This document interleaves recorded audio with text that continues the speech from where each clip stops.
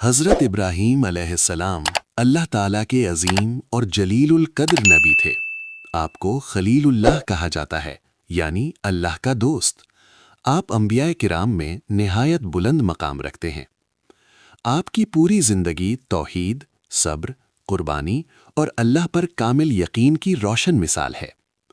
कुरान मजीद में कई मकामात पर आपका जिक्र बड़े एहतराम और अज़मत के साथ किया गया है। हज़रत इब्राहीम अलैहिस्सलाम की पैदाइश इराक़ के मशहूर शहर बाबल में हुई। इस ज़माने में बाबल एक बड़ा तमद्दुनी और तिजारती मरकज़ था, मगर वहाँ के लोग सख्त गुमराही में मुब्तला थे। वो अल्लाह वाहिद की इबादत छोड़कर बुतों, सितारों, सूरज और चांद की परस्तिश करते थे। हज़रत इब्राहीम अलैहिस्सलाम के वालिद का नाम आज़र था, जो खुद बुत तराशते और उन्हें फ़रोख्त करते थे।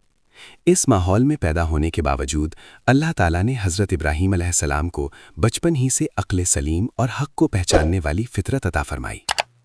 हक़ की तलाश। हज़रत इब्राहीम अलैहिस्सलाम कम उम्री ही में गौर व फिक्र करने लगे।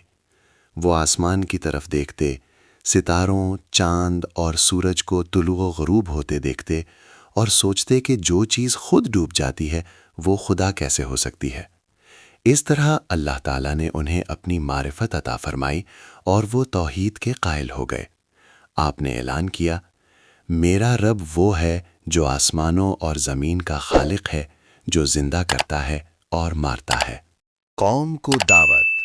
हज़रत इब्राहीम अलैहिस्सलाम ने सबसे पहले अपने वालिद आज़र को नरमी से समझाया, अब्बा जान, आप इन चीज़ों की इबादत क्यों करते हैं जो ना सुनती हैं, ना देखती हैं और ना आपके किसी काम आ सकती हैं।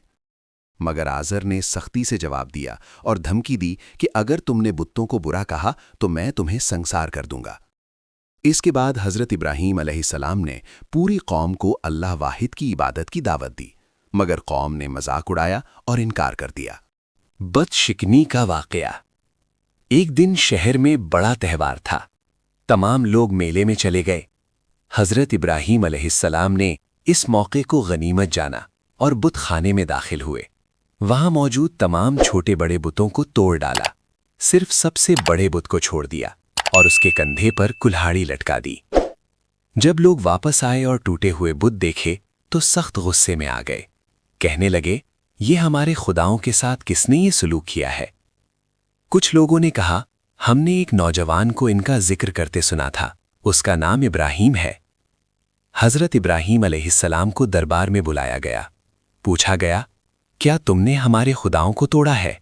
आपने फरमाया, बल्कि इस बड़े बुत ने ये किया है। अगर ये बोल सकता है तो इसी से पूछ लो। कौम लाजवाब हो गई और अपने दिलों में शर्मिंदा हुई, मगर जिद में आकर फिर जुल्म पर उतर आई। आग में डालने का हुक्म। कौम ने फैसला किया कि हज़रत इब्राहीम अलैहिस्सलाम को सख्त सज़ा दी जाए। चुनाचे एक बहुत बड़ी आग तैयार की गई।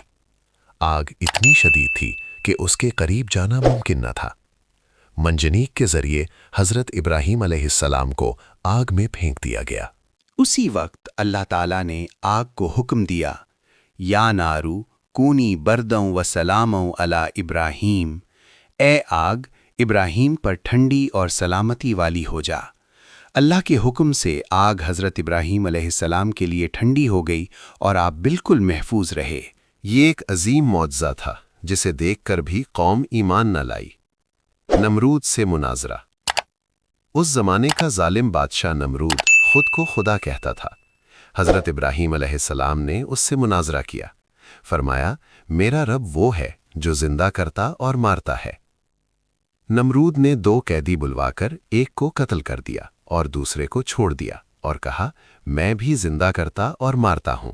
हज़रत इब्राहीम अलैहिस्सलाम ने फरमाया, मेरा रब सूरज को मशरिक़ से निकालता है, अगर तू सच्चा है तो इसे मगरिब से निकाल कर दिखा।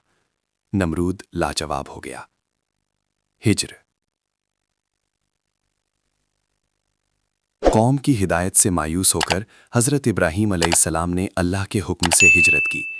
आप फ़लस्तीन, शाम और मिस्र से होते हुए मक्का मुकर्रमा तशरीफ़ लाए। हज़रत हाजरा और हज़रत इस्माईल अलैहिस्सलाम। अल्लाह ताला ने हज़रत इब्राहीम अलैहिस्सलाम को बुढ़ापे में हज़रत इस्माईल अलैहिस्सलाम अता फरमाए। اللہ کے حکم سے حضرت ہاجرہ اور ننھے اسماعیل کو مکہ کی بے آب و گیاہ وادی میں چھوڑ دیا۔ پانی ختم ہو گیا تو حضرت ہاجرہ صفا اور مروہ کے درمیان دوڑیں۔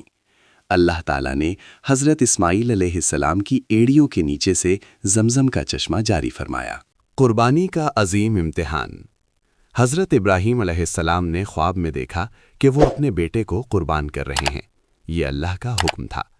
آپ نے حضرت اسماعیل علیہ السلام کو بتایا تو انہوں نے فرمایا، ابا جان، جو حکم ملا ہے اسے پورا کیجیے، آپ مجھے صابر پائیں گے۔ جب قربانی کا وقت آیا تو اللہ تعالیٰ نے حضرت اسماعیل علیہ السلام کی جگہ دمبا بھیج دیا اور فرمایا کہ تمہارا امتحان مکمل ہو گیا۔ کعبہ کی تعمیر۔ حضرت ابراہیم علیہ السلام اور حضرت اسماعیل علیہ السلام نے مل کر کعبہ کی بنیادیں اٹھائیں اور دعا کی، اے اللہ، ہماری یہ خدمت قبول فرما۔ سبق اور پیغام۔ حضرت ابراہیم علیہ السلام کی زندگی ہمیں یہ سکھاتی ہے: اللہ پر مکمل بھروسہ، ہر حال میں حق کا ساتھ، صبر، قربانی اور اطاعت، توحید پر مضبوط ایمان۔ اگر ایپ چینل پر نئے ہیں تو ویڈیو کو لائک کریں، چینل کو سبسکرائب کریں اور ویڈیو اچھا لگا تو ایک پیارا سا کامنٹ کریں۔